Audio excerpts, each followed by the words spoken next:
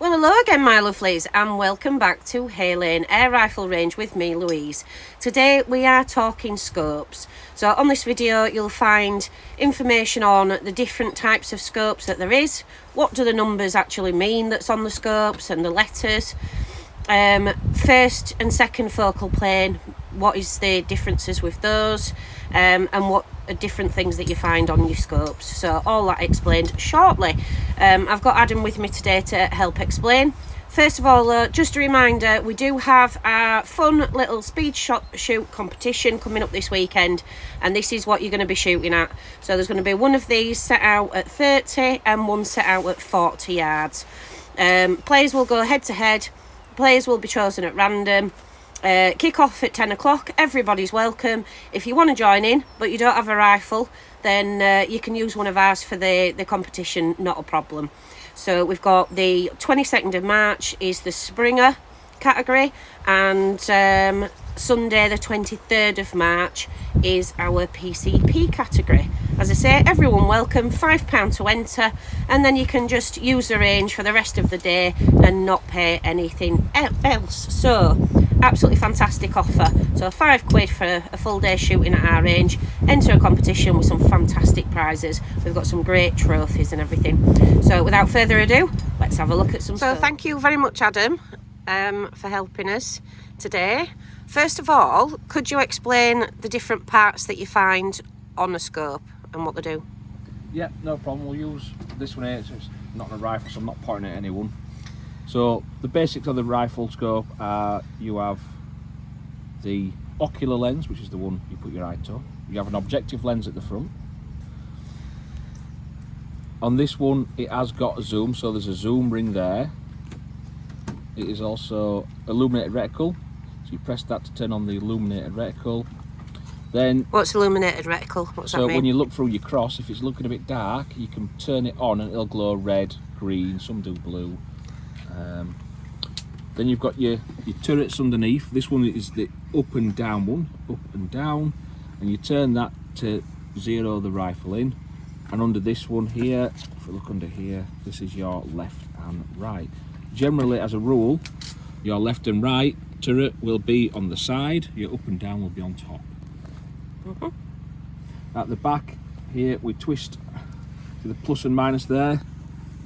As you twist that, that goes in and out. So what that will do is that will bring into focus the crosshairs. So if you're looking at tight, your crosshairs are blurry because you see you're wearing glasses or it's not quite right for you. And you turn it, as you keep looking through it, all of a sudden your crosshair become nice and clear. So also this scope is a different one, and this has the target focus as well. So if you look on the front there, the little numbers, 15 yards, you turn it, 25 yards, 50 yards, 75. So this, when your target, you're looking through the scope, your target's not in focus, you twist this one so that it comes into focus, and then you can use it as a rough rangefinder as well. You can look, see where the dot is at 25, that's clear as a bell at 25. You know your target that you're shooting, that's round about 25. One of the questions that we do get asked quite a lot is what do all the numbers and letters mean that's on the scopes? Could you let us know? Yep, so if you come have a look at this one that's mounted on a rifle here. So this is a Nico Sterling, and it is 3 to 9 by 50 AO-IR. So let's break it down. 3 to 9, if you look here on your zoom wheel, that is 9. That is 3. So if it says 3 dash something, that is your minimum and maximum zoom. It's got all the numbers in between. So it's 3, if you look, to 9 by times 50. The 50 is the diameter of your objective lens. So the diameter across there is 50. And then AO, adjustable objective. This is the bit at the front here. So you turn, so this focuses on the target. So if your target's at 50, you'll turn it to 50 and it should be nice and in focus.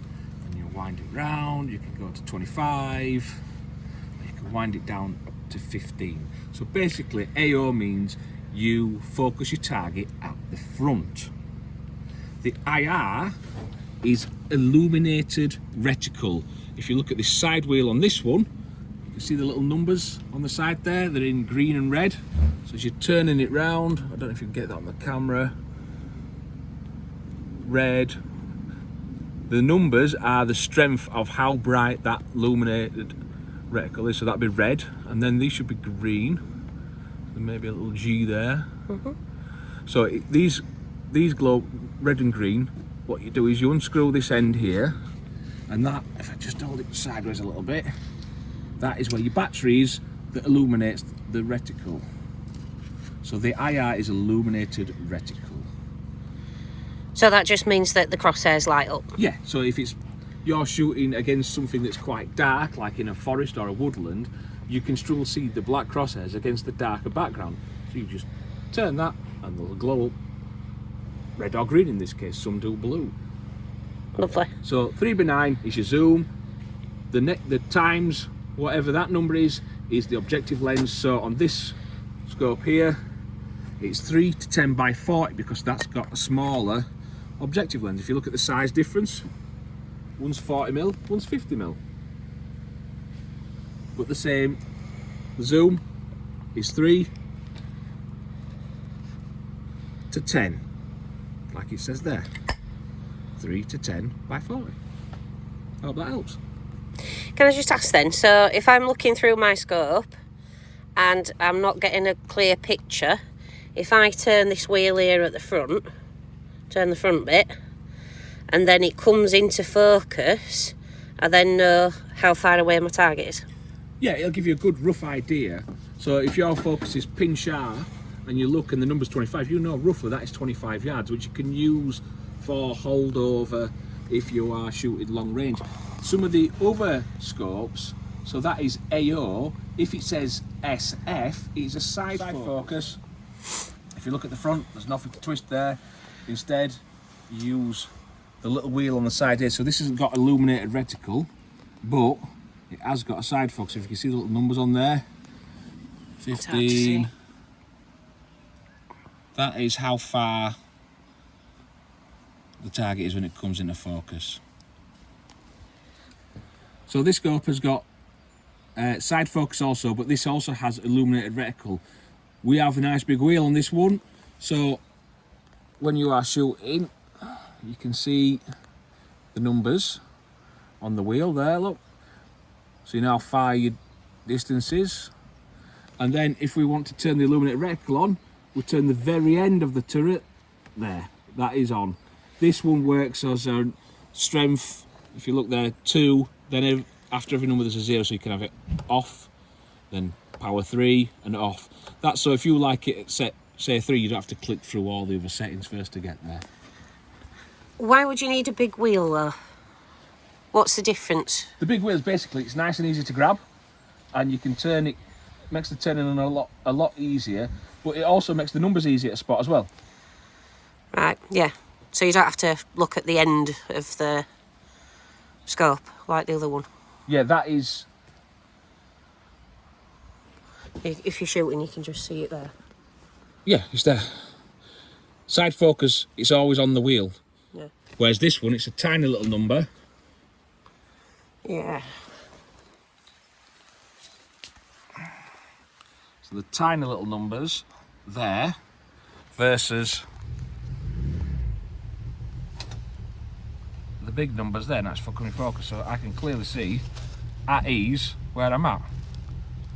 Whereas on this one, let's get it in focus, I can see the numbers, but I have to keep looking up from my shooting position to look around the mounts and see what I'm looking at.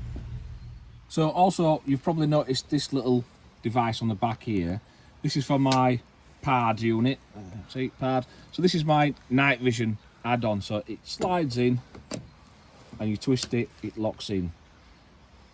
This big wheel, because when you use this, you need to be able to see in the dark. You've got to, it shines a light out of here, an infrared light.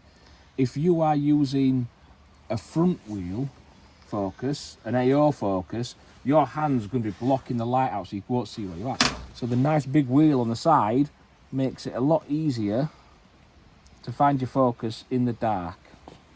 That's another bonus to having a nice big side wheel and side focus. You don't stop the light shining into your targets. Oh, fantastic. Thank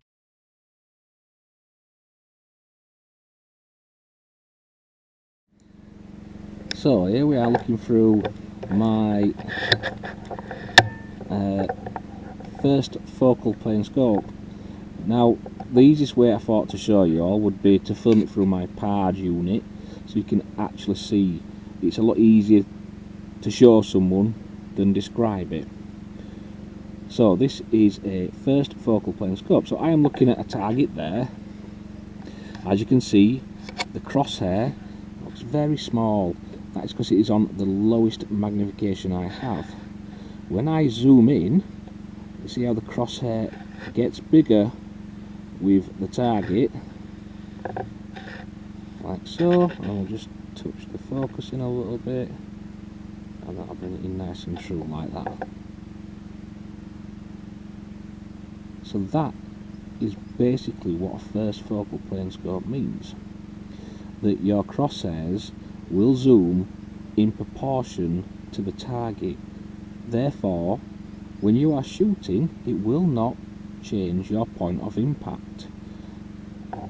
So if I set zero my scope at 30, my first line on there, which would be my mil dot, is my 40 marker. Now it doesn't matter what zoom I'm on, 30 is bang on, 40 is the first one. With a second focal plane scope, that would all change. I will have to go through one of my ballistics apps to show you how much it changes as well, because people are quite shocked at the difference. But if I'm also running out of mil dots and it says I need to go shooting at distance, say I need to do a long shot, and it says I need to run out at least 8 mil dots. So the large lines, I'm calling them dots, but the lines on this one, the large lines are representing of mil dots. The little marks are half. You see the very large one at the bottom, that is number 5. So if I need 8, if I zoom out, all of a sudden I've now got more to go at.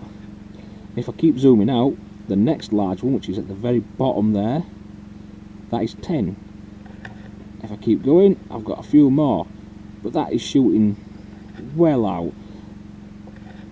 How many mil dots I've added to my scope there.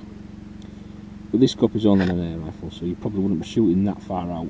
The furthest I've shot this one is 100 yards, and that is roughly 10.5 mil dots down at 100 yards.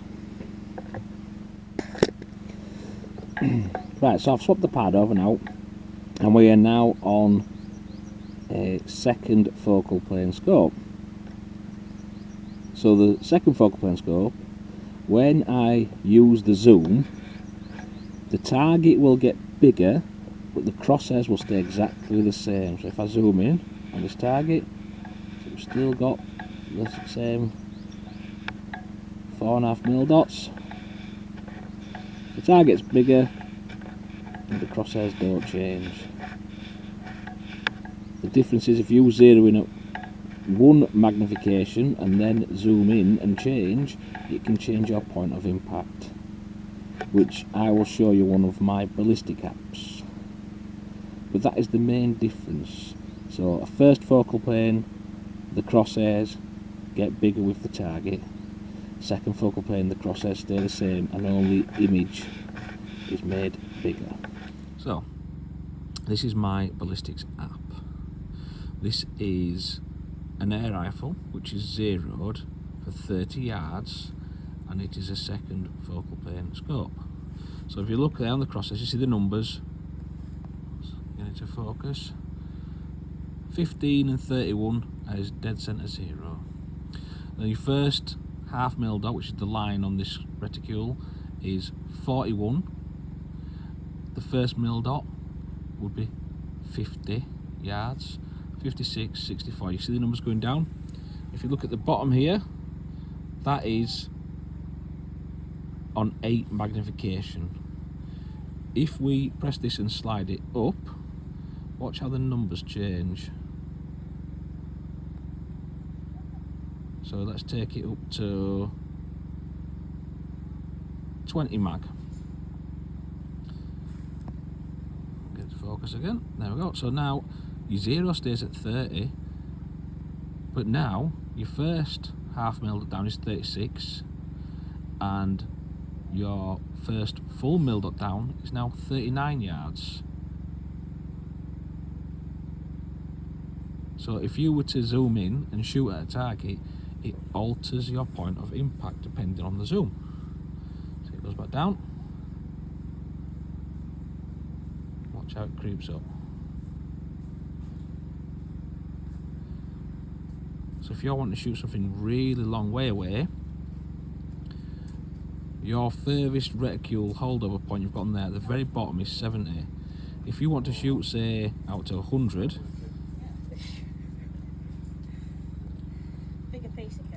wind off.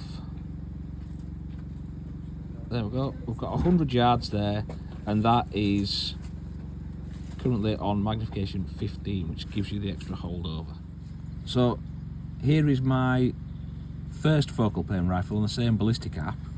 As you can see, it's got all the mil dots all the way down. If you were zoomed all the way out on 4, and if you zoom in, the mil dots do not change. There's no option at the bottom to slide the zoom because it doesn't make a difference to the holdover points. So it's 31, 41, 46, 50, 43. That does not change no matter what power magnification I have on the scope. So if I zoom in so the target looks really big, the crosshairs get really big. The only difference is I can only see like 3 or 4 crosshairs. When I zoom out, I can see more crosshairs, which give me more holdover points. Right, my lovelies, that's the end of this week's video. Please do subscribe to our channel so that you get notified for any new videos that come along. We will try and keep these coming each week. If there's something in particular you want us to do a video on, please do let us know and we will do our best. If you would like to enter the speed competition, we've got payment links so you can pay it before. If you don't want to do that, you want to pay cash, just come on down and do that. Please do try and let us know that you are coming so we know what kind of numbers we've got. I do like to make sure there's enough bacon for everybody, because my bacon sandwiches are second to none. So please do let us know. Contact me, just drop me a text, give us a ring, 07817 922 406. Thanks a lot. Bye bye for now.